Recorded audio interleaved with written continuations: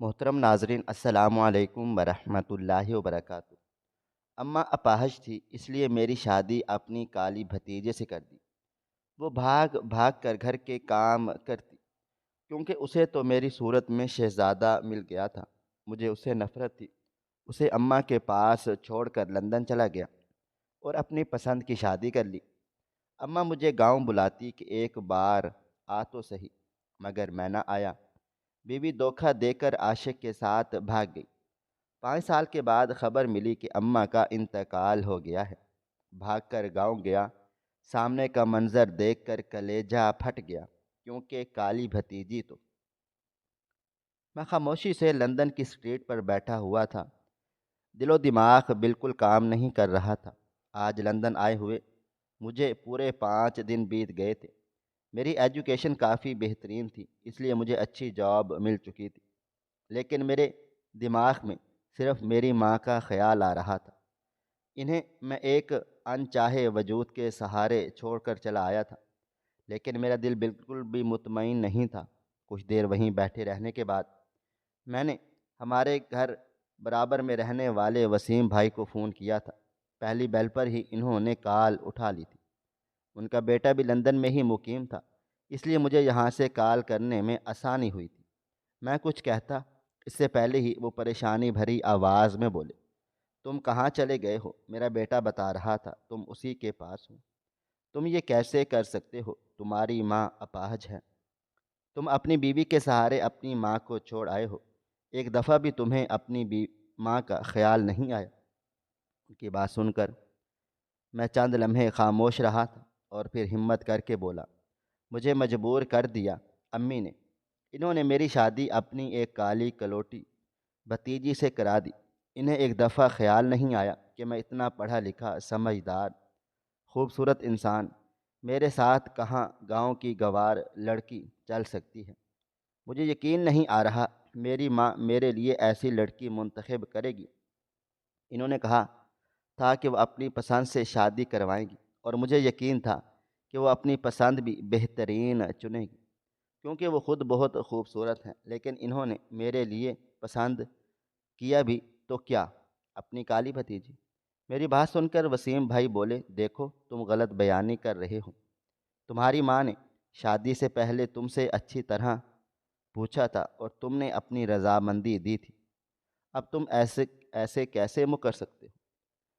ان کی بات سن کر میں بیزاری سے بولا، بھائی غلط بیانی اب آپ کر رہے ہیں۔ امی نے مجھ سے شادی کا پوچھا تھا اور میں نے ذمہ داری ان کے سر دی تھی، لیکن اس کا ہرگز یہ مطلب نہیں تھا کہ میری شادی میں ایک ایسی لڑکی کو داخل کر دیا جائے جس کو نہ بیٹھنے کی تمیز ہے، نہ بات کرنے کی تمیز ہے۔ میں ایسے کیسے اس کے ساتھ اپنی زندگی گزارتا؟ اس لیے میں یہاں لندن آ گیا۔ اب آپ سے گزارش کر رہا ہوں کہ میری ماں کا خیال رکھنا اور اس لڑکی پر تھوڑی بہت نظر رکھنا کہ وہ میری ماں کے ساتھ کیسا رویہ رکھ رہی ہے۔ ابھی پیسے وغیرہ میں آپ کے اکاؤنٹ میں ہی بھیجوں گا۔ آپ سے گزارش ہے کہ بس میری ماں کا اکاؤنٹ بنا دینا۔ اس عورت کا بنانے کی ضرورت نہیں ہے۔ میں آپ کو تمام تر مراحل سمجھا دوں گا، پھر میں وہیں پیسے بھیج دیا کروں گا، اماں نکلوا لیں گی۔ ان کے بہت بھتیجے بھانجیاں ہیں، کوئی نہ کوئی ان کی مدد کر دے گا۔ میری بات سن کر وہ بولے، ہاں بیٹا میں تو کر دوں گا، وہ ہمارے محلے کی اماں ہے، ہم سب ہی ان کا خیال کرتے ہیں، لیکن تم سے یہ امید نہیں تھی۔ تمہیں بہت مشکلوں سے پال پوس کر اس نے بڑا کیا، اور تم ایسے موقع پر انہیں چھوڑ کر چلے گئے جس موقع پر وہ تمہیں سب سے زیادہ عزیز رکھ رہی ہیں۔ کافی دیر تک وہ مجھ سے باتیں مارتے رہے تھے، لیکن میں کیا کرتا؟ مجھے اندازہ تھا میں نے غلط کیا ہے۔ میں کوئی چھوٹا بچہ نہیں تھا، پڑھا لکھا سمجھدار انسان تھا، لیکن میری بھی زندگی تھی، میرے بھی کچھ خواب تھے۔ میں اپنی زندگی میں ایک ایسا ہم سفر چاہتا تھا جو میری زندگی کو ایک دم سے بدل دے، لیکن میری ماں نے میری پوری زندگی کو ہی بدل دیا تھا، اور میں اس چیز کے لیے انہیں معاف نہیں کر سکتا تھا۔ تقریباً آدھا گھنٹہ میں نے وسیم بھائی سے بات چیت کی تھی اور پھر موبائل فون بند کر کے خاموشی سے لندن کی اسٹریٹ پر چلنے لگا تھا۔ پوری دنیا اپنی زندگی میں مگن تھی، صرف میرا دل تھا اداس تھا۔ بے شک میں یہاں پر آ گیا تھا، اپنی مرضی کر لی تھی، لیکن میرا دماغ میری اماں میں ہی اٹکا ہوا تھا۔ میرے بابا جان اس دنیا میں نہیں تھے، اماں اپاہج تھی، اور ایک ایسی بیوی جو میری ماں کا خیال رکھ رہی تھی، جس کی شکل بھی مجھے گوارا نہیں تھی۔ وہ لڑکی میری ماں کا کام بھاگ بھاگ کر کرتی تھی، میری آؤ بھگت بھی خوب کرتی تھی، لیکن مجھے اس سے اتنی نفرت تھی کہ اس کی خدمت بھی میرا دل نرم نہیں کر پائی تھی۔ تقریباً 1 گھنٹہ میں وہیں واک کرتا رہا تھا، اور پھر وسیم بھائی کے بیٹے کے اپارٹمنٹ کی طرف بڑھ گیا تھا۔ میرا ارادہ اس کے اپارٹمنٹ میں 1 ہفتہ رہنے کا تھا، اور پھر میں اپنے لیے جگہ تلاش کرنا چاہتا تھا۔ وقت کی رفتار نہ کبھی تھم سکی ہے اور نہ کبھی تھم پائے گی۔ میں اپارٹمنٹ پہنچا تو وہاں کا ماحول ہی تبدیل تھا۔ وسیم بھائی کا بیٹا ایک گوری میم کے ساتھ بیٹھا ہوا تھا۔ میں محض ہیلو بول کر اپنے کمرے میں چلا گیا تھا۔ مجھے معلوم تھا وہ لڑکی کس طرح کی ہوگی، یہاں پر رہتے ہوئے بھی مجھے الجھن ہو رہی تھی، لیکن میں کیا کرتا، مجبوری میں انسان کو کہیں بھی گزارا کرنا ہی پڑتا ہے۔ کچھ ہی دیر گزری تھی جب کمرے کا دروازہ بجا تھا اور وہ لڑکی اندر داخل ہوئی تھی۔ میں آرام دہ انداز میں بستر پر لیٹا ہوا تھا، اسے اندر آتا دیکھ کر میں فوراً سے اٹھ کر بیٹھ گیا تھا۔ وہ میرے قریب ہی آ کر بیٹھ گئی تھی اور مجھے دیکھتے ہوئے بولی، کیسے ہو؟ یہاں پر کب آئے ہو؟ وہ انگلش میں بات کر رہی تھی، میں نے بھی اسے انگلش میں جواب دیا تھا۔ چند لمحے کے بعد میرا ہاتھ تھام کر بولی، کافی تھکے ہوئے لگ رہے ہو، ہم باہر جا سکتے ہیں، تم اچھا محسوس کرو گے۔ اکمل نے مجھے بتایا ہے کہ تمہاری زندگی میں کتنے دکھ تکلیفیں آئے ہیں، تم اب ہمارے ساتھ ہو، ہماری ذمہ داری ہو، ہم تمہیں یہاں کے ماحول میں بسنے میں مدد کریں گے۔ مجھ جیسی کافی لڑکیاں ہیں جو تمہیں پرسکون کر سکتی ہیں۔ جب اچانک میں اس لڑکی سے کسی اچھوت کی مانند دور ہوا تھا۔ بے شک میں ایک مرد تھا، میں اس خوبصورت لڑکی کے بہکاوے میں آ سکتا تھا، لیکن مجھے اس بات کا بھی اندازہ تھا کہ میں ایک مسلم لڑکا ہوں، میری کیا حدود ہے۔ مجھے اس بات کا بخوبی علم تھا۔ لندن آنے کے بعد یہ سب ہونا عام بات تھی۔ یہاں پر ان چیزوں سے گریز کرنا بری بات سمجھا جاتا ہے، لیکن میں ایک ایسی ماں کا بیٹا تھا جس نے کبھی کوئی غلط کام نہیں کیا تھا، اور ہمیشہ مجھے ایک بات سمجھائی گئی تھی کہ زنا سے بہتر نکاح ہے۔ کبھی تمہارا ارادہ راہ کی طرف بھٹکے تو فوراً اپنے لیے ایک ہمسفر منتخب کر لینا اور اس سے نکاح کر لینا۔ میں خاموشی سے ایک کمرے سے نکل کر اپارٹمنٹ سے ہی چلا گیا تھا۔ مجھے معلوم تھا میرے پیچھے کیا گند کھانا ہونے والا ہے، لیکن میں نے یہاں ٹھہرنا مناسب نہیں سمجھا تھا۔ میں خاموشی سے چلتا چلتا واقعی ہی ایک بار کے پاس آ گیا تھا۔ ارادہ کہیں اور جانے کا تھا، لیکن میرے قدم خود بخود اندر کی طرف چلے گئے تھے، اور میں خاموشی سے ایک کرسی پر بیٹھ گیا تھا۔ اس نے مجھے شراب آفر کی تھی، لیکن میں صرف اورنج جوس کا انتخاب کر کے سٹیج کی طرف دیکھنے لگا تھا، جہاں پر لڑکے اور لڑکیاں ایک دوسرے میں گم رقص کر رہے تھے۔ کچھ دیر تک میں ایسے ہی خاموش بیٹھا رہا تھا اور پھر اٹھ کر جانے لگا تھا، جب اچانک مجھے پیچھے سے کسی لڑکی نے پکارا تھا۔ میں نے پلٹ کر دیکھا تو ایک بہت ہی ڈیسنٹ خاتون کھڑی ہوئی تھی۔ میں کچھ کہتا اس سے پہلے ہی وہ بولی، السلام علیکم، میرا نام ریما ہے، کیا ہم بات کر سکتے ہیں؟ وہ اردو میں مخاطب تھی۔ میں کافی متاثر ہوا تھا اس کا سلام کرنا، اس کا نام بتانا۔ میں فوراً ہی بولا، وعلیکم السلام، میں سرفراز ہوں، کیا میں آپ کو جانتا ہوں؟ اس نے سر ہاں میں ہلایا تھا اور بولی، یہاں کافی شور شرابہ ہو رہا ہے، اگر آپ برا نہ مانیں تو ہم باہر چلیں۔ میں نے گھڑی کی طرف دیکھا تو وہ رات کا 1 بجا رہی تھی۔ مجھے اس وقت گھر ہونا چاہیے تھا تاکہ صبح سویرے جاگ کر میں آفس جا سکوں، لیکن جتنی تنہائی مجھے اس لندن جیسے بڑے شہر میں آ کر ہو رہی تھی، میں نے کسی سے بات کرنا ہی ضروری سمجھا تھا۔ میں اس کے ساتھ باہر آ گیا تھا۔ ہم دونوں بالکل خاموشی سے سر جھکائے لندن کی اسٹریٹ پر چل رہے تھے۔ میری دماغی حالت اتنی عجیب و غریب ہو گئی تھی کہ ایک اجنبی عورت کے ساتھ میں بالکل خاموشی سے چل رہا تھا۔ مجھے نہیں پتا تھا وہ کون ہے، کہا کہ یہ اور کیا کام کرتی ہے۔ بس چاہتا تھا کہ کوئی میری بات سن لے اور اپنی بات کر لے۔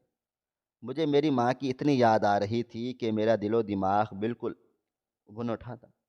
چند لمحے کے بعد وہ ایک بینچ پر بیٹھ کر بولی، یہاں بیٹھ جاؤ، تھوڑی دیر کے بعد میری گاڑی آ جائے گی، میں تمہیں تمہارے گھر ڈراپ کر دوں گی۔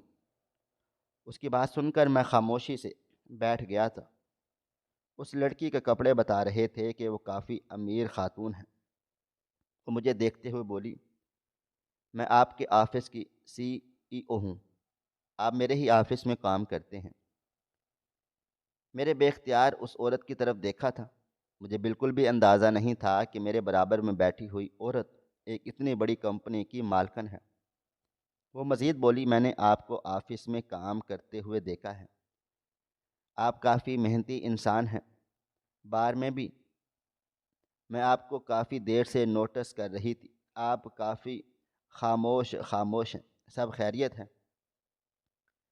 آپ اپنی دکھ تکلیف مجھ سے شیئر کر سکتے ہیں۔ میں بالکل بھی ایسی باس نہیں ہوں جو اپنے امپلائی کو جوتے کی نوک پر رکھوں۔ میں پاکستانی ہوں، میرے بابا جان بھی پاکستانی ہیں، ہم یہاں پر کچھ سالوں پہلے ہی آئے ہیں۔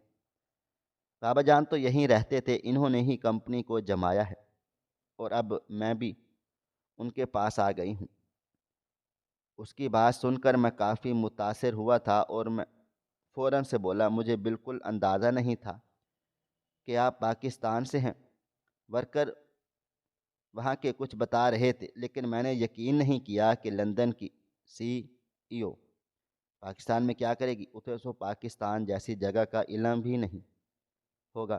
وہ بولی، ایسا نہیں ہے، لندن میں بھی کافی لوگ ایسے بھی ہیں جو پاکستان کو پسند کرتے ہیں، وہاں کی کلچر کو اچھا سمجھتے ہیں۔ خیر آپ بتائیں، آپ اتنے خاموش کیوں ہیں؟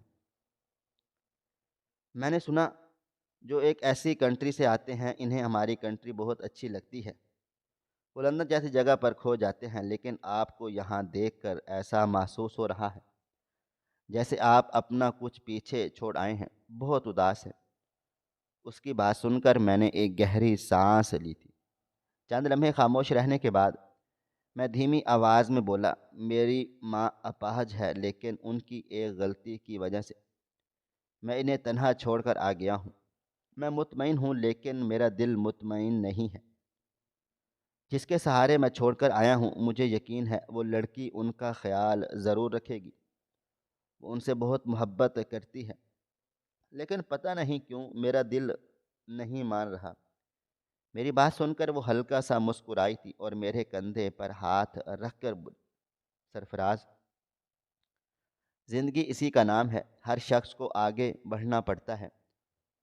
میں یہ نہیں کہتی کہ تم نے بہت اچھا کام کیا، اپنی ماں کو پیچھے چھوڑ آئے، لیکن میں اتنا ضرور کہوں گی کہ تم نے اپنی من کی سنی۔ زندگی بہت بڑی ہے، ہر انسان کو حق ہے وہ اپنی زندگی اپنی مرضی کے مطابق گزارے۔ تم نے کچھ غلط نہیں کیا۔ جب تک تم خود کو قصوروار ٹھہراتے رہو گے، تمہیں اپنا آپ مجرم محسوس ہوتا رہے گا، اور جب تم آگے بڑھ کر اپنی زندگی کو قبول کرو گے، اپنے حالات کو فیس کرو گے، تو تمہیں سب سے اچھا لگنے لگے گا۔ تم یہاں آئے ہو انجوائے کرنے نہیں بلکہ کمانے، اپنا نام بنانے، اس میں کچھ غلط نہیں ہے۔ ویسے میں پوچھ سکتی ہوں، تمہاری ماں نے ایسی کون سی خطا کی جو تم ان سے اتنے خفا ہو گئے کہ اپنی ماں اپنا گھر بار چھوڑ کر یہاں چلے آئے؟ ان کی بات سن کر میں کچھ دیر خاموش رہا تھا۔ میرے دل ابھی فی الحال اس بارے میں کسی سے بات کرنے کو نہیں چاہ رہا تھا۔ میں صرف اپنا دکھ بتانا چاہتا تھا، لیکن مجھے یقین تھا اگر میں نے اس خاتون کو اپنی تکلیف بتائی اور امی کی غلطی بتائی تو یقیناً یہ خاتون مجھے جج کرے گی، اور جس پوسٹ پر وہ تھی میں نہیں چاہتا تھا کہ میری اور اس کی ذرا بھی لڑائی ہو یا میں اس کی نظر میں ذرا بھی خراب محسوس ہوں۔ میں اپنی جگہ سے کھڑا ہوتا ہوا بولا، نہیں میڈم، ایسی کوئی بات نہیں ہے، بس ایک معمولی سی ناراضگی ہے، میں امی جان سے معذرت کر لوں گا، اگر ہو سکا تو انہیں یہاں بلا لوں گا۔ میں اپنی پرسنل لائف کے بارے میں ڈسکس نہیں کرنا چاہتا۔ میری بات سن کر انہوں نے گہری سانس لی تھی اور مجھے دیکھتے ہوئے بولی، ایک بات کہوں سرفراز، میرے بابا نے اس کمپنی کو اتنی آسانی سے کامیاب نہیں بنایا۔ کئی سالوں کی محنت اور ریاضت کا صلہ ہے۔ جب تم یہاں آئے تھے ہم نے تمہاری پوری ہسٹری نکالی ہے۔ تم اپنی ماں کو وہاں چھوڑ کر کیوں آئے؟ تم نے ان کے ساتھ ایسا دھوکہ کیوں کیا؟ ہم نے سب معلوم کیا ہے۔ میں چاہتی تھی کہ تم اپنے منہ سے بتاؤ۔ ان کی بات سن کر میں آسودگی سے مسکرا دیا تھا اور واپس سر جھکائے ان کے برابر میں بیٹھ گیا تھا۔ مجھے بالکل خاموش دیکھ کر اس خاتون نے میرے کندھے پر ہاتھ رکھا تھا اور نہایت دھیمی آواز میں بولی، مجھے افسوس ہے تمہارے ساتھ جو ہوا وہ کسی کے ساتھ بھی ہو، اس کا یہی رد عمل ہوتا ہے، لیکن اکثر پاکستانی مرد اپنی ماں، اپنی بہن اور اپنے باپ کے آگے ہار جاتے ہیں۔ میں اپنی زندگی کو وہیں روک کر ساری زندگی کلس کر رہ جاتے ہیں۔ اس لڑکی کی زندگی بھی برباد کرتے ہیں اور اپنی زندگی کے ساتھ بھی دھوکہ دہی کرتے ہیں۔ لیکن تم نے اچھا کیا، تم آگے بڑھے، اپنے آپ کو ایک موقع دیا، اپنے دل کی سنی، اور جو لوگ اپنے دل کی سنتے ہیں وہ مجھے بہت اچھے لگتے ہیں۔ تمہیں پتہ ہے میری امی پاکستان میں رہتی ہیں، انہوں نے مجھے ہمیشہ منع کیا تھا کہ تم مجھے چھوڑ کر نہیں جاؤ گی، میں پاکستان میں ہی رہنا چاہتی ہوں، میں تمہارے باپ کی طرح لندن نہیں جانا چاہتی۔ یہاں پر ہر آسائش ہے، تمہیں آسانی سے بیٹھ کر پیسہ مل رہا ہے، تم اپنی ضروریات کو پورا کر سکتی ہو۔ لیکن میں نے ان کی ایک بات نہیں سنی، کیونکہ میں ہاتھ پر ہاتھ رکھ کر بیٹھنے والی لڑکی نہیں ہوں۔ اپنی محنت کے بل پر کھڑا ہونا جانتی ہوں، اس لیے انہیں چھوڑ کر یہاں چلی آئی۔ پیرنٹس کو بھی کبھی کبھی سوچنا چاہیے کہ ان کی اولاد کیا چاہ رہی ہے۔ ہر بار ان کے فائدے کے لیے ہم اپنا نقصان نہیں کر سکتے۔ میں نے ایک جھٹکے سے گردن موڑ کر اس لڑکی کو دیکھا تھا۔ مجھے بالکل بھی اندازہ نہیں تھا کہ وہ اتنی صاف گو ہوگی۔ جو میں سوچ رہا تھا وہ بول گئی تھی۔ میں تو ایسے جملے اپنے منہ سے بھی ادا نہیں کر پا رہا تھا۔ اچانک ہی ایک بہترین سی گاڑی ہمارے آگے آ کر رکی تھی اور وہ اپنی جگہ سے کھڑے ہوتے ہوئے بولی، میں جانتی ہوں اب تم یہی سوچ رہے ہوگے کہ میں نے اتنی تلخ باتیں اتنی آرام سے کیسے بول دی۔ زندگی میں جب مقام حاصل ہو جاتا ہے تو انسان اتنا ہی تلخ ہو جاتا ہے۔ اگر تم چاہو تو میں تمہیں تمہارے گھر تک چھوڑ سکتی ہوں۔ میں نے سر نفی میں ہلا دیا تھا اور میں وہیں بیٹھا رہا تھا جبکہ وہ مجھے گڈ بائے بول کر چلی گئی تھی۔ اس لڑکی نے اچانک ہی مجھے اپنی باتوں سے ایک دوسری دنیا میں پہنچا دیا تھا جہاں مجھے سب کچھ اچھا محسوس ہو رہا تھا۔ میرا دل ہلکا ہو گیا تھا۔ کیا واقعی مجھے آگے بڑھنے کے لیے اپنا ماضی بھولنا پڑے گا؟ کیا مجھے میری ماں سے غافل ہونا پڑے گا؟ یعنی فوراً اپنی نفی کی تھی۔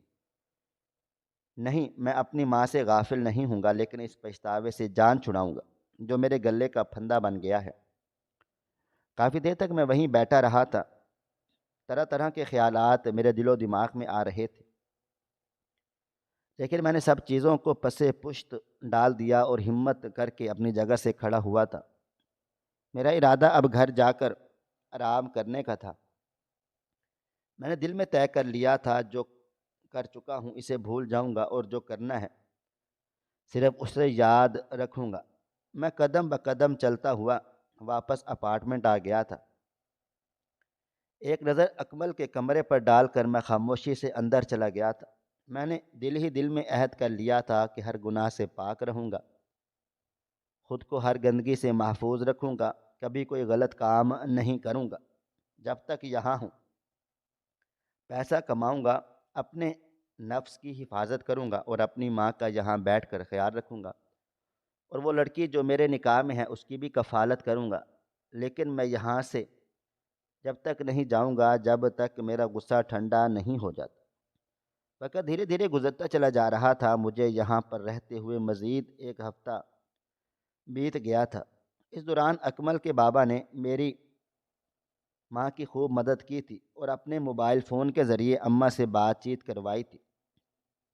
انہوں نے مجھے خوب ڈانٹا تھا، اگر تمہارا یہ حرکت کرنے کا تھا، کم از کم مجھ سے مل کر تو جاتے۔ سات سمندر دور ہو، تمہیں پتہ ہے تمہاری ماں کے دل پر کیا گزر رہی ہے، کتنی محنت کر کے میں نے تمہیں پالا پوسا، اتنی مشکلات کا سامنا کر کے بڑا کیا، اور بدلے میں تم کیا دے کر گئے ہو؟ دھوکہ دہی۔ یہ تو اپنی نئی نویلی دلہن کا بھی خیال نہیں آیا، اس کے دل پر کیا گزر رہی ہے، وہ کتنا روئی ہے، کتنا بیمار ہو گئی ہے، مگر اس سب کے باوجود وہ میرا خیال رکھ رہی ہے۔ تم ایسا کیسے کر سکتے ہو جبکہ میرے پاس امی جان کی ان باتوں کا کوئی جواب نہیں تھا؟ میں اتنی دور بیٹھ کر کوئی ایسی بات نہیں کرنا چاہتا تھا جس سے میری ماں کی دل آزاری ہو۔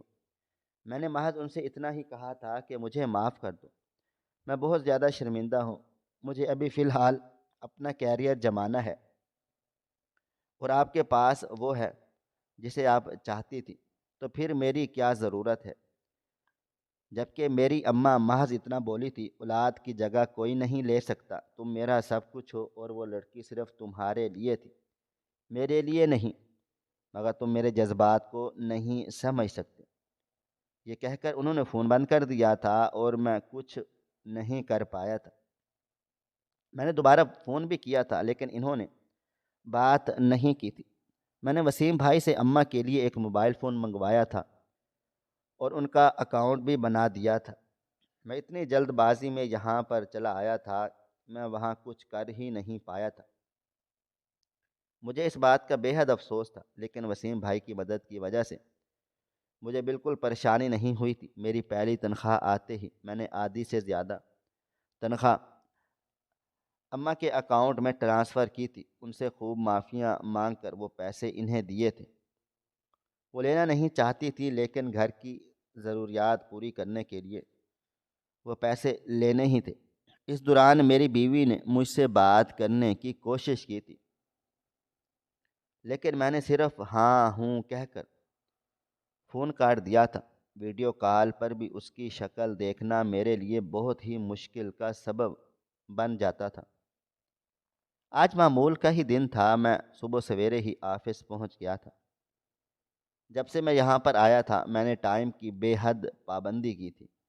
مجھے نہیں معلوم تھا یہاں کے اصول کیا ہیں، لیکن اتنا ضرور معلوم تھا کہ ملک کوئی بھی ہو، ہر ملک کا باشندہ یہی چاہتا ہے کہ اس کا کام وقت پر ہو اور اس کے کاروبار کی جگہ پر وقت پر آیا جایا جائے۔ میں اس چیز میں بے حد پرفیکٹ تھا، میں اپنی ٹیبل پر بیٹھا کام ہی کر رہا تھا جب ایک ورکر نے آ کر مجھے میڈم کا پیغام دیا تھا کہ سی او صاحبہ مجھے اپنے کیبن میں بلا رہی ہیں۔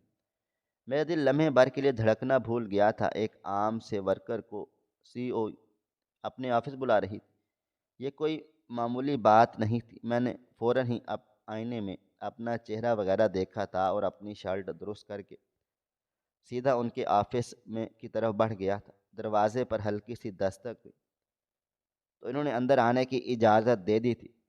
اندر آتے ہی میں انہیں سلام کیا تھا، جبکہ وہ مجھے دیکھتے ہوئے بولی، بیٹھو تم سے بات کرنی ہے۔ جبکہ میں گھبرایا گھبرایا ان کے سامنے بیٹھ گیا تھا۔ آج بھی وہ خاتون پروقار انداز میں بیٹھی ہوئی تھی۔ میں کچھ کہتا اس سے پہلے ہی وہ بولی، بہت خوشی ہوئی آپ کو آج پرسکون دیکھ کر، اس دن تو آپ کافی پریشان لگ رہے تھے۔ ان کی بات سن کر میرے چہرے پر ہلکی سی مسکراہٹ آ گئی تھی اور میں ان کو دیکھتے ہوئے بولا، واقعی میں آج میں بہت پرسکون ہوں، یہ آپ کی مہربانی ہی ہے۔ اس رات جو باتیں آپ نے بولی تھیں وہ میرا دل ہلکا کر گئی تھی۔ کہنے کو آپ کی باتیں بہت زیادہ تلخ تھیں اور خود غرض بھی تھیں، لیکن یہی سب باتیں میرے دل و دماغ میں گھوم رہی تھیں۔ لیکن جب آپ نے کہیں تو مجھے اپنا غم ہلکا محسوس ہوا۔ میں ہمیشہ آپ کا شکر گزار رہوں گا، آپ نے مجھے ماضی کے اس پچھتاوے سے نکالا جس کو میں پیچھے چھوڑ ہی نہیں پا رہا تھا۔ میری بات سن کر وہ ہلکا مسکرائی تھی اور مجھے دیکھتے ہوئے بولی، آپ کی والدہ اور آپ کی ایکس وائف، ان کا کیا حال ہے؟ میں فوراً سے بولا، وہ میری ایکس وائف نہیں ہے، ابھی میرے نکاح میں ہے، میں نے طلاق نہیں دی اور نہ ہی دینے کا میں ارادہ رکھتا ہوں۔ وہ امی جان کی بھتیجی ہیں، وہ ان کے ساتھ ایسا ظلم نہیں کروں گا۔ ہاں، وہ مجھے پسند نہیں ہے، میں اس کے ساتھ زندگی نہیں گزار سکتا، اسے طلاق دینا چاہیے ہے تو مجھ سے لے سکتی ہے، اس بات کی پابندی نہیں ہے، لیکن میں خود سے نہیں دوں گا، یہ غلط ہے۔ میری بات سن کر وہ عورت بولی، تو یہ بھی غلط ہے کہ آپ اسے تنہا چھوڑ کر یہاں بیٹھے ہیں۔ ہم سفر دو دو پہیوں کی مانند ہوتے ہیں، جنہیں ہر وقت ساتھ رہ کر اپنی گاڑی کو چلانا ہوتا ہے۔ آپ یہاں پردیس میں بیٹھے ہیں اور آپ کی بیوی وہاں پر، یہ تو ناانصافی ہوئی۔ اس سے بہتر ہے کہ آپ اس کو چھوڑ دیں تاکہ وہ اپنی زندگی میں آگے بڑھ پائے اور آپ اپنی زندگی کے بارے میں مزید گہرائی سے سوچ سکے۔ ان کی بات سن کر میں تھوڑا سا الجھ گیا تھا۔ میں سر جھکائے بولا، میڈم، یہ آفس ہے اور یہاں تک مجھے معلوم ہے آپ کام کے معاملے میں کافی سخت ترین لیڈی ہیں۔ مجھے سمجھ نہیں آ رہا کس حوالے سے بات کرنا چاہتی ہیں، کام کے حوالے سے یا پھر میری ذاتی زندگی کے حوالے سے۔ میں جانتا تھا کہ میں ایک سی ای او سے بات کر رہا ہوں، لیکن میں اپنی زندگی کو اس طرح کسی کے ساتھ ڈسکس نہیں کرنا چاہتا تھا۔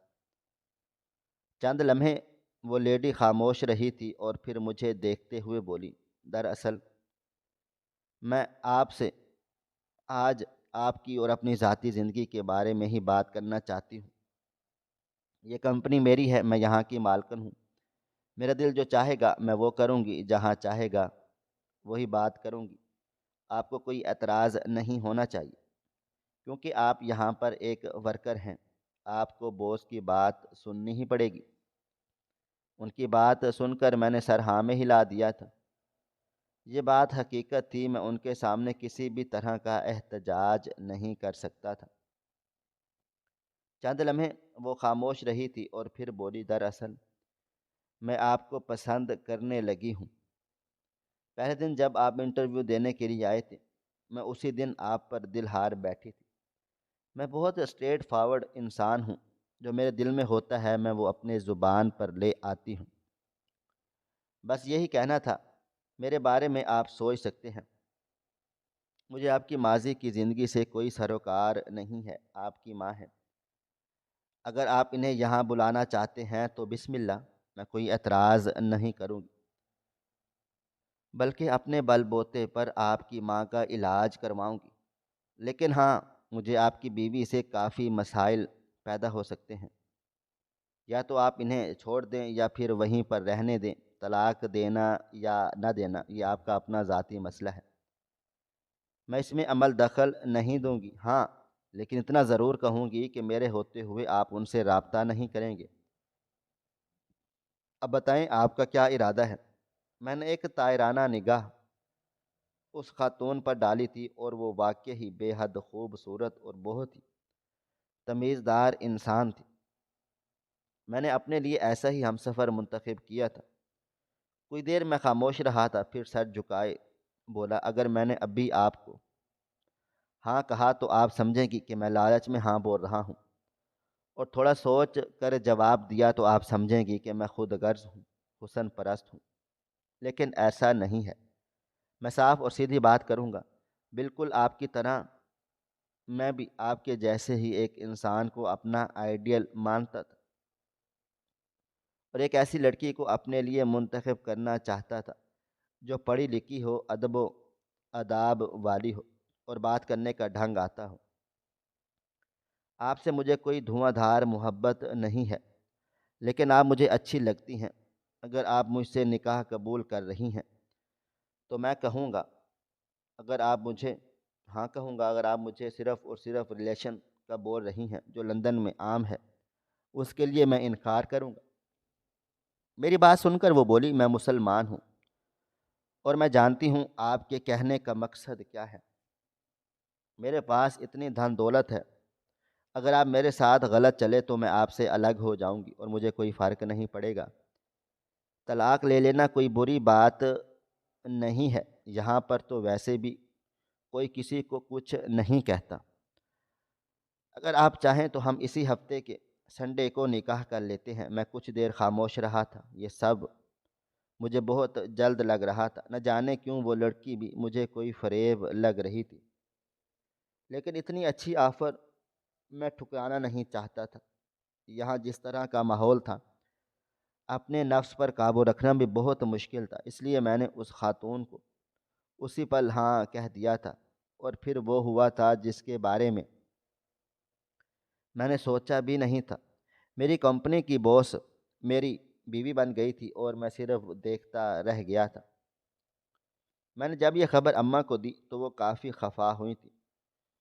اس نے خوب ساری باتیں سنائی تھی۔ 2 مہینے تک انہوں نے مجھ سے کوئی بات چیت نہیں کی تھی، جبکہ میں کچھ بھی نہیں کر پایا تھا۔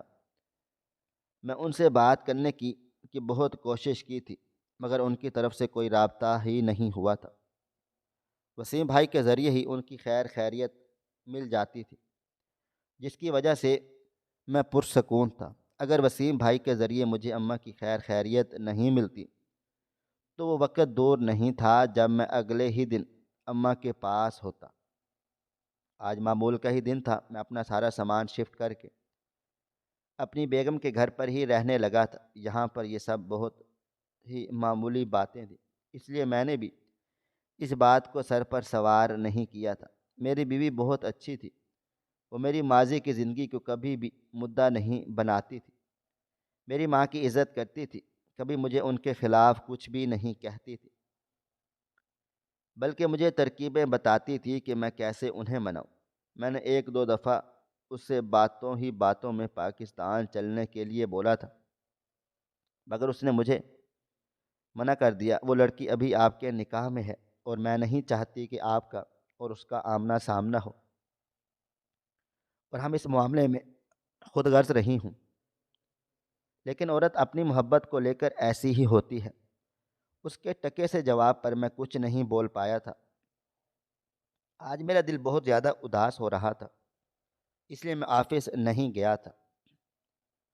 جب سے میری شادی ریما سے ہوئی تھی، مجھ پر آفس کی کچھ پابندیاں کم ہو گئی تھیں، لیکن آج بھی میں اپنا کام اتنی ہی ایمانداری سے کرتا تھا جتنی ایک معمولی ورکر ہونے پر کیا کرتا تھا۔ یہی وجہ تھی کہ میرا سسر مجھے بہت زیادہ پسند کرتا تھا۔ میں لاؤنج میں بیٹھا موبائل فون استعمال کر رہا تھا جب میرے امی کا فون آنے لگا۔ میں نے فوراً سے کال ریسیو کی۔ وہ کبھی بھی مجھے فون کرتی اور میں فوراً سے فون اٹھا لیتا تھا۔ انہیں زیادہ تر یہاں کی اور پاکستان کے ٹائمنگ کا فرق کا معلوم نہیں تھا۔ ابھی میں ہیلو کہتا جب ان کی روتی ہوئی آواز میرے کان کے پردے سے ٹکرائی تھی۔ سرفراز، سب کچھ تباہ ہو گیا سرفراز، کچھ نہیں بچا، یہ کیا ہو گیا؟ مجھے سمجھ نہیں آ رہا۔ ان کی بات سن کر لمحے بھر کے لیے میری اپنی سانسیں تھم گئی تھیں۔ میں اپنی جگہ سے کھڑے ہوتے ہوئے بولا، کیا ہوا؟ کیا بول رہی ہیں؟ کیا ہو گیا ہے؟ آپ ٹھیک ہیں؟ کہیں تکلیف ہو رہی ہے؟ عائشہ کو آواز دیں، کہاں پر ہے وہ؟ وہ بولی، مجھے یقین نہیں آ رہا وہ لڑکی میرے ساتھ ایسا کرے گی جسے میں نے اپنا سب کچھ مانا، جس کی وجہ سے میرا بیٹا مجھ سے دور ہو گیا، وہ میرے ساتھ ایسا کرے گی؟ مجھے یقین نہیں آ رہا۔ میں اس لڑکی کو کبھی معاف نہیں کروں گی۔ اس کی وجہ سے آج میرا گھر اجڑ گیا، لیکن اسے رحم نہیں آیا۔ وہ مجھے اس حال میں چھوڑ کر اپنے عاشق کے ساتھ بھاگ گئی ہے۔ میں اکیلی رہ گئی ہوں سرفراز، میرے پاس کوئی بھی نہیں ہے۔ یہ کہتے ہی اماں پھوٹ پھوٹ کر رونے لگ گئی تھیں، جبکہ میں ایسا ہو گیا تھا جیسے کاٹو تو بدن میں لہو نہیں۔ مجھے بالکل بھی اندازہ نہیں تھا وہ لڑکی ہمارے گھر سے بھاگ جائے گی۔ وہ تو مجھ سے محبت کرتی تھی، اسے میری شکل و صورت میں ایک شہزادہ مل گیا تھا۔ میری ماں کی چہیتی بھتیجی تھی، وہ ایسے کیسے میری ماں کے ساتھ کر سکتی تھی؟ میری اماں مزید بولی، اب تم میرے پاس آ جاؤ، وہ یہاں سے چلی گئی ہے۔ میں بالکل اکیلی ہوں، میرا کون خیال رکھے گا؟ تمہیں بچپن سے لے کر بڑے ہونے تک میں نے سنبھالا ہے، تمہارا ہر طریقے سے خیال رکھا ہے۔ کیا تم اپنی ماں کا خیال نہیں رکھو گے؟ کیا تم میرے لیے نہیں آؤ گے؟ یہ کہتے ہی اماں دوبارہ رونے لگ گئی تھی، جبکہ کچھ دیر تک میں بول ہی نہیں پایا تھا۔ مجھے سمجھ ہی نہیں آ رہا تھا کہ میں کیسا رد عمل دوں۔ اس لڑکی کے بارے میں سننا کہ وہ بھاگ گئی ہے، مجھے برا لگ رہا تھا، حالانکہ میں اس سے نفرت کرتا تھا۔ شاید میری مردانہ انا اس بات کو قبول نہیں کر پا رہی تھی کہ مجھ سے منسلک عورت بھاگ گئی۔ کچھ دیر کے بعد میں نے گہری سانس لی تھی اور ہمت کر کے بولا، یہ آپ کی ہی پسند تھی نا، اب آپ اکیلے اس درد کو برداشت کریں۔ میں نے آپ کو منع کیا تھا کہ میں ایسی لڑکی سے شادی نہیں کروں گا۔ پہلے وہ شکل و صورت کے خراب تھی اور اب کردار کی بھی خراب نکلی۔ اس بارے میں آپ کیا بولیں گی؟ وہ بولی، لیکن دیکھو، میں تو اب اکیلی ہوں نا، تمہیں اپنی ماں کا خیال نہیں آ رہا، میں کیا بول رہی ہوں؟ جبکہ میں ان کی بات سن کر نہایت درشت لہجے میں بولا، وسیم بھائی کے ذریعے میں آپ کو ایک نرس لگا دوں گا، وہ آپ کی کیئر کر لے گی، آپ کو پریشان ہونے کی ضرورت نہیں ہے، اور میں ابھی پاکستان نہیں آ سکتا۔ کوشش کرتا ہوں آپ کو پاکستان سے یہاں بلا لوں، میرا وہاں آنے کا کوئی بھی ارادہ نہیں ہے۔ میں یہاں پر سیٹ ہوں، جس لڑکی سے میری شادی ہوئی ہے وہ مجھے کبھی وہاں پر آنے نہیں دے گی۔ آپ پریشان نہ ہوں، میں یہاں انتظام کرتا ہوں۔ یہ کہہ کر میں نے فون کاٹ دیا تھا اور سر ہاتھوں میں گرا کر بیٹھ گیا تھا۔ وہ لڑکی ایسے حرکت کرے گی میں سوچ بھی نہیں سکتا۔ میرے دل و دماغ میں صرف یہی خیال بار بار آ رہا تھا جو مجھے اندر ہی اندر تکلیف میں مبتلا کر رہا تھا۔ ابھی کچھ ہی دیر گزری تھی جب میرے برابر میں آ کر میری بیوی بیٹھی تھی اور میری طرف پانی بڑھاتے ہوئے بولی، کوئی بات نہیں، تم نے بھی تو اپنی زندگی میں آگے بڑھ کر اپنے ماضی کو پیچھے چھوڑ دیا ہے۔ اگر وہ لڑکی بھاگ گئی ہے تو تمہیں اتنی تکلیف کیوں ہو رہی ہے؟ میں نے پلٹ کر دیکھا تھا، وہ پورے آفس کے لیے تیار تھی۔ یقیناً اس نے پیچھے کھڑے ہو کر میری اور میری ماں کی باتیں سنی تھی۔ میں ضبط سے بولا، لیکن وہ میرے نکاح میں ہے۔ مرد کو 4 کی اجازت ہے، اسے کسی سے اجازت نہیں لینی ہوتی، لیکن عورت کو نہیں ہے۔ عورت ایک مرد کے نکاح میں ہوتے ہوئے دوسرے سے نکاح نہیں کر سکتی۔ وہ ایسے کیسے کر سکتی ہے؟ جبکہ میری بیوی بولی، چھوڑو، جو ہونا تھا سو ہو گیا، تم اپنی زندگی کے بارے میں سوچو۔ اگر اپنی والدہ کو یہاں بلانا چاہتے ہو تو پورا خرچہ میں افورڈ کر لوں۔ جبکہ میں بولا، نہیں، کوئی ضرورت نہیں ہے، میں 2 نرس کا بندوبست کرتا ہوں، وہ ان کا خیال رکھیں گی، اور وسیم بھائی ان پر نظر رکھیں گے، میں انہیں بھی پیسے دے دیتا ہوں، ان کا یہاں آنا بھی ٹھیک نہیں، کچھ دن وہیں رہنے دو۔ جبکہ میری بیوی خاموش ہو گئی تھی۔ وقت کی رفتار دھیمے دھیمے آگے بڑھ رہی تھی۔ مجھے یہاں رہتے ہوئے 2 سال کا عرصہ بیت گیا تھا۔ اس دوران میری ماں کافی اکیلی پڑ گئی تھی۔ وہ جب بھی مجھے فون کرتی تھی بس روتی رہتی تھی، اور میں ہمیشہ ان کو یہی دلاسا دیتا تھا کہ دیکھیں، ہم دونوں ایک دوسرے کو دیکھ رہے ہیں، باتیں کر رہے ہیں۔ اگر میں وہاں پر آ گیا تو یہاں سب نظام کیسے چلے گا؟ میں کیسے کماؤں گا؟ مگر وہ روتی رہتی تھی۔ میں نے ان کا ویزا کئی دفعہ اپلائی کیا تھا لیکن ہمیشہ ریجیکٹ ہو جاتا تھا۔ ایسا کیوں ہوتا تھا میں خود بھی سمجھ نہیں پا رہا تھا۔ آج میرا دل عجیب کیفیت میں مبتلا تھا۔ کل رات میری اور ریما کی کافی بحث ہوئی تھی۔ میں نے اس سے عاجزی سے کہا تھا کہ میں اب ایک بچہ چاہتا ہوں، ہماری زندگی سیٹ ہو چکی ہے، تم اپنا کاروبار اچھے سے سنبھال رہی ہو، میں تمہاری مدد کر رہا ہوں، ہماری فیملی خوش ہے، تو اب ہمیں مکمل ہونا جانا چاہیے، ایک بچہ کر لینا چاہیے۔ مگر اس نے صاف انکار کر دیا تھا۔ اس کا کہنا تھا کہ وہ اپنی جسامت خراب نہیں کرے گی، وہ جیسے ہیں ویسے ہی ٹھیک ہے، جب اسے اولاد کی جستجو ہوگی تو وہ کر لے گی۔ مگر میں بہت زیادہ اداس ہو رہا تھا، لیکن کیا کر سکتا تھا؟ یہاں اگر مجھے ایک بہترین لائف سٹائل ملا ہوا تھا تو وہ صرف اور صرف میری بیوی کی وجہ سے ہی تھا، اس لیے مجھے یہ سب کچھ سہنا ہی تھا۔ وقت اور تیزی سے گزرتا چلا جا رہا تھا۔ دن مہینے سال میں تبدیل ہو گئے تھے، اور مجھے لندن میں رہتے ہوئے 5 سال کا عرصہ بیت گیا تھا۔ اس دوران بہت کچھ بدلا تھا۔ میری ماں نے پہلے کی نسبت اب مجھے پکارنا بند کر دیا تھا۔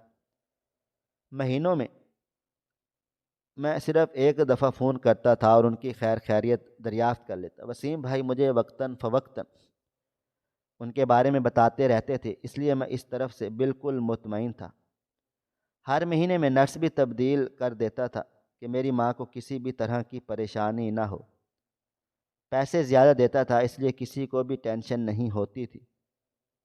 خاندان والے بھی میری ماں کو بہت پوچھتے تھے، کیونکہ ان کے پاس نوٹ ہی نوٹ تھے، اور آج کل کے دور میں جس کے پاس پیسے ہوں وہ سب سے افضل ہوتا ہے۔ اور میری ماں بھی کوئی بے عقل خاتون نہیں تھی، بلکہ بہت ہی زیادہ سمجھدار خاتون تھی۔ اس دوران ہم دونوں ہی بہت زیادہ سنبھل گئے تھے۔ میرے بچے کی جستجو کہیں مر سی گئی تھی۔ ہم دونوں میاں بیوی کے درمیان کئی میلوں کا فاصلہ آ گیا تھا۔ وہ اپنی زندگی میں مگن ہو گئی تھی، اور میں اپنی زندگی میں، کاروبار میں ہی اب ہم دونوں کی زندگی کا حصہ بن گیا تھا۔ تو اب میں اس زندگی سے بیزار بھی آنے لگا تھا، لیکن کیا کرتا؟ یہ سب میں نے اپنے لیے خود منتخب کیا تھا۔ آج معمول کا ہی دن تھا۔ میں آفس سے آج جلدی گھر واپس آ گیا تھا۔ میرا دل بہت زیادہ پریشان ہو رہا تھا۔ پاکستان کی خوب یاد آ رہی تھی، لیکن میں نے اس طرف دھیان نہیں دے رہا تھا۔ ابھی میں ایک طرف بیٹھا ہی اسی بارے میں سوچ رہا تھا جب میرا موبائل فون بجا تھا۔ میں نے موبائل فون دیکھا تو سامنے وسیم بھائی کا نمبر جگمگا رہا تھا۔ مجھے حیرانگی ہوئی تھی، اس وقت یہ فون کیوں کر رہے ہیں؟ میں نے کال ریسیو کی تو ان کی لرزتی ہوئی آواز میرے کان کے پردے سے جا ٹکرائی تھی۔ تمہاری ماں کا انتقال ہو گیا ہے، آخری وقت میں بھی تمہیں پکار رہی تھی۔ اب ان کی آخری رسومات کے وقت تو کم از کم آ جاؤ۔ میں کچھ دیر کچھ بول ہی نہیں پایا تھا، بس بالکل خاموشی سا بیٹھا رہا تھا۔ چند لمحے کے بعد مجھے ہوش آیا تھا تو میں بہت زیادہ رویا۔ کئی دنوں سے میرا دل چاہ رہا تھا میں پاکستان چلا جاؤں، لیکن سوچا بھی نہیں تھا کہ ایسی خبر پر پاکستان جاؤں گا۔ میں نے فوراً پاکستان جانے کے انتظامات کیے تھے اور پہلی فلائٹ سے ہی پاکستان پہنچ گیا تھا۔ ایک لمبی مسافت طے کرنے کے بعد مجھے بہت زیادہ تھکن محسوس ہو رہی تھی، لیکن ماں کا سوچ سوچ کر میں آدھا پاگل ہو گیا تھا۔ میں پاکستان پہنچا اور جیسے ہی اپنے گھر میں داخل ہوا تو پہلی نظر میری ماں کی میت سے لپٹی ہوئی میری بیوی پر گئی تھی، اور اس کے پاس ایک 4 سال کا بچہ بیٹھا ہوا رو رہا تھا اور دادی دادی پکار رہا تھا۔ ایسا لگتا تھا جیسے کسی نے میری روح کو جھنجھوڑ دیا ہو۔ میں کانپتے قدموں کے ساتھ اپنی ماں کی میت کے پاس جا پہنچا تو تمام نظریں مجھ پر جم گئی۔ میں اس پر ٹوٹ کر بکھرا تھا۔ میں خوب رویا تھا۔ امی کی میت کو قبرستان پہنچا کر بھی میری حالت سنبھلنے میں نہیں آ رہی تھی۔ مجھے اپنا آپ ایک بیکار شے کے مانند لگ رہا تھا، جس نے زندگی میں سب کچھ حاصل کر لیا تھا سوائے ماں کے۔ شاید میں 1 مہینے بعد ہی لندن سے لوٹ آتا، کیونکہ میں اپنی ماں کے بغیر نہیں رہ پا رہا تھا، مگر ریما کے سمجھانے پر میں بدل گیا تھا اور وہیں پر ٹھہر گیا تھا۔ کافی دیر تک میں وہیں پر بیٹھا قبر کے پاس روتا رہا تھا، اور پھر گھر لوٹ کر آیا تھا۔ گھر لوٹنے کے بعد جو حقیقت میرے سامنے آئی تھی اس نے مجھے اور توڑ کے رکھ دیا تھا۔ میری بیوی بھاگی نہیں تھی، میری ماں کے پاس ہی تھی، ان کا خیال رکھ رہی تھی۔ دراصل وہ پریگننٹ ہو گئی تھی۔ شادی کی رات ہمارے درمیان تعلق بنا تھا، اور اس کے بعد بھی ہم 1-2 بار دونوں قریب بھی آئے تھے۔ یہ بھی اس معصوم کی ہی کوشش تھی، لیکن مجھے کوئی فرق نہیں پڑا تھا۔ وہ پریگننٹ ہوئی تو میری ماں مجھے اس طرح بلانا چاہتی تھی، لیکن مجھے کوئی فرق نہیں پڑا تھا۔ اور آج اپنے بیٹے کو دیکھ کر اور اپنی بیوی کو دیکھ کر خوب رویا تھا۔ میں نے اس لڑکی سے بھی خوب معافیاں مانگی تھی۔ جس بچے کے لیے میں لندن میں بیٹھا تھا وہ میرے آنگن میں ہی کھیلتا تھا، بڑا ہو رہا تھا، اور مجھے پتہ ہی نہیں تھا۔ وہ دن میری زندگی کے کئی صفحے پلٹ گیا تھا۔ 2 دن کے بعد ہی میری دوسری بیوی آ گئی تھی، لیکن مجھے میرے بچے کے ساتھ دیکھ وہ بنا کچھ بھی کہے لوٹ کر واپس چلی گئی تھی۔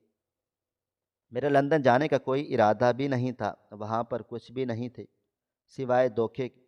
میری ماں چلی گئی تھی، میرے پاس صرف اور صرف ان کی یادیں تھیں جو اس گھر میں تھیں۔ میں وہیں پر رہ گیا تھا اور ٹھیک 1 مہینے کے بعد میری بیوی نے طلاق کے کاغذات بھیج دیے تھے۔ میں جانتا تھا یہ سب ہوگا، میں نے بنا کچھ بھی کہے دستخط کر دیے تھے۔ میں اب لندن نہیں جانا چاہتا تھا۔ میں نے جتنے پیسے کمائے تھے ان پیسوں سے میں نے پاکستان میں کاروبار شروع کیا تھا جو مجھے کافی فائدہ دے رہا تھا۔ لندن میں میرے پاس خوشیاں نہیں تھی، ہاں خوبصورت بیوی ضرور تھی، لیکن وہ سکون نہیں تھا جو یہاں میری ماں کی پسند کی ہوئی لڑکی میں تھا۔ وہ میری فکر کرتی تھی، میری ذرا سی تکلیف پر تڑپ جاتی تھی، میرے بچے کو پیار کر رہی تھی، اسے پال پوس رہی تھی۔ میری ماں کا کتنے سالوں سے خیال رکھتی رہی، میں اسے کیسے چھوڑ سکتا تھا؟ میری ماں کے چلے جانے کے بعد مجھے احساس ہوا تھا کہ ان کی پسند خراب نہیں تھی، بس میری سوچ میں مسئلہ تھا جو آج ختم ہو گیا۔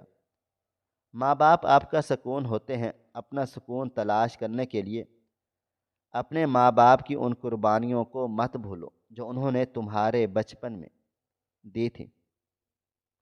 ناظرین، آپ کو ہماری آج کی کہانی کیسی لگی؟ کومنٹ باکس میں اپنی رائے کا اظہار ضرور کریں۔ خواہش صرف اتنی ہے کہ کچھ الفاظ لکھوں جس سے کوئی گمراہی کے راستے پہ جاتے جاتے رک جائے، اور نہ بھی رکے تو سوچ میں ضرور پڑ جائے۔ دوستو، امید کرتا ہوں کہ آپ کو یہ ہماری کہانی پسند آئی ہوگی۔ کہانی پسند آئی ہو تو ویڈیو کو لائک کریں، کومنٹس کریں، شیئر کرنا بالکل بھی نہ بھولیں۔ اور ہاں، اگر آپ لوگ اس چینل پر نئے ہیں تو ہمارے چینل حریرہ انفو کو سبسکرائب ضرور کر لیں اور نوٹیفیکیشن کو ضرور دبائیں تاکہ آنے والی کہانی سب سے پہلے آپ کو مل سکے۔ ملتے ہیں کل ایک نئی اور دلچسپ کہانی کے ساتھ، تب تک اپنا ڈھیر سارا خیال رکھیے گا۔ اللہ حافظ۔